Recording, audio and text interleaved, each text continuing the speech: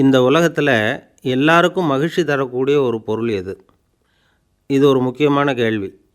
இந்த கேள்விக்கு பொருத்தமான ஒரு பதிலை உங்களால் சொல்ல முடியுமா? அதாவது கொஞ்சம் யோசித்து பார்த்தா பணம்னு சொல்லலாமா? இப்போ கையில் காசு இல்லாதவங்ககிட்ட ஒரு 10 ரூபாய கொடுத்தா அது அவனுக்கு சந்தோஷத்தை கொடுக்கும். ஏற்கனவே வருமான வரி பிரச்சனையில் சிக்கி இருக்கிறவர்கிட்ட இன்னும் கொஞ்சம் பணம் இந்தாங்கன்னு சொல்லி கொடுத்தோம்னா அது அவருக்கு சங்கடத்தை தான் கொடுக்கும். அதனால் அந்த கேள்விக்கு பணங்கிறது பொருத்தமான பதிலாக இருக்க முடியாது. கேள்வி என்னென்னா, இந்த உலகத்தில் எல்லாருக்கும் மகிழ்ச்சி தரக்கூடிய ஒரு பொருள் எது? சரி, இனிப்புன்னு சொல்லலாமா? ஏன்னா எல்லாருக்கும் இனிக்க தானே செய்யும். அதுலேயும் ஒரு சிக்கல் இருக்குது. சர்க்கரை வியாதிக்காரங்களுக்கு அது என்ன சந்தோஷத்தையா கொடுக்கும்?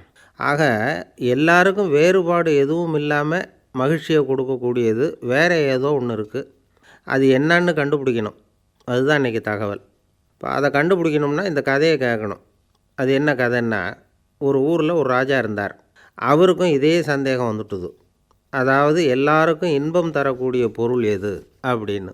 இதுக்கு பதில் தெரிஞ்சுக்கிறதுக்கு ஆசைப்பட்டார். சரி, அதுக்கு என்ன செய்யலாம்னு யோசனை பண்ணார். நாட்டு மக்களுக்கு பகிரங்கமாக ஒரு அறிவிப்பு கொடுத்தார்.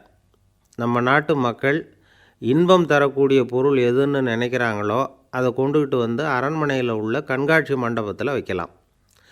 அப்படி அவங்க வைக்கிற பொருள்களில் எது எல்லாருக்கும் இன்பம் தரக்கூடியதாக இருக்குமோ அதை வச்சவருக்கு 1000 பொற்காசுகள் பரிசு அப்படின்னு அறிவிப்பு கொடுத்துட்டார். ஜனங்கள் இந்த அறிவிப்பை கேட்டாங்க. அதுக்கப்புறம் சும்மா இருப்பாங்களா? 1000 பொற்காசுன்னா சும்மாவா? அவங்க கையில் என்னென்ன கிடைச்சதோ அதையெல்லாம் கொண்டாந்து அரண்மனை காட்சி மண்டபத்தில் வச்சுட்டாங்க. அதுக்கப்புறமா ராஜா அங்கே வந்தார். ஒவ்வொன்றா பார்த்துக்கிட்டே வந்தார்.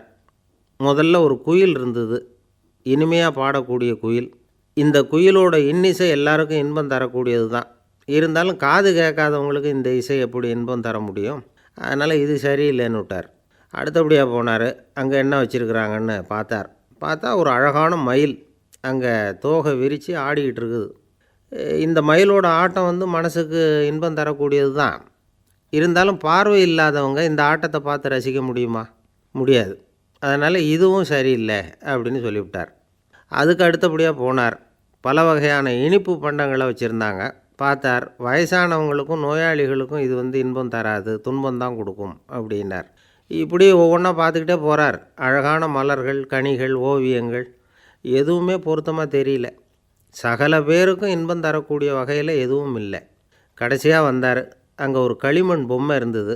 அது என்ன பொம்மை தெரியுமா? பசியால் வாடி இருக்கிற ஒருத்தருக்கு ஒரு அம்மா இனிமையாக பேசிக்கிட்டு சோறு போடுறது மாதிரி அந்த பொம்மையை செஞ்சுருந்தாங்க. அதுக்கு கீழே அன்பு அப்படின்னு எழுதியிருந்து தான். ராஜா பளிச்சுன்னு ஒரு முடிவுக்கு வந்தார். அந்த பொம்மையை செஞ்ச சிற்பியை வரவழைச்சார், பரிசு கொடுத்தார். அன்பு ஒன்று தான் எல்லாருக்கும் இன்பம் அளிக்கக்கூடிய பொருள்.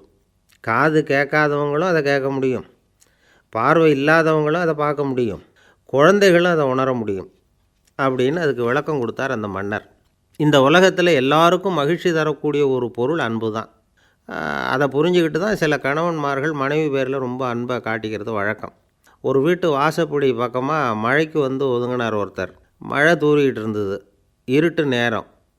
அந்த வீட்டில் இருந்தவர், இன்றைக்கி ராத்திரி வேணும்னா இங்கேயே தங்கிட்டு காலையில் போங்க அப்படின்னார். உடனே இவர் சொன்னார், ரொம்ப நன்றிங்க, ஒரு 10 நிமிஷத்தில் இதை வந்துவிடுறேன் அப்படின்னு சொல்லிவிட்டு எங்கேயோ ஓடினார். 10 நிமிஷம் கழித்து திரும்பி வந்தார். ஆமாம், எங்கே போயிட்டு வந்தீங்கன்னு கேட்டார் வீட்டில் இருந்தவர். நேராக எங்கள் வீட்டுக்கு போய் மனைவிக்கிட்ட இன்றைக்கி ராத்திரி இங்கேயே தங்கிக்கிறேன்னு சொல்லிவிட்டு வந்துவிட்டேன் அப்படின்னார் அவர்.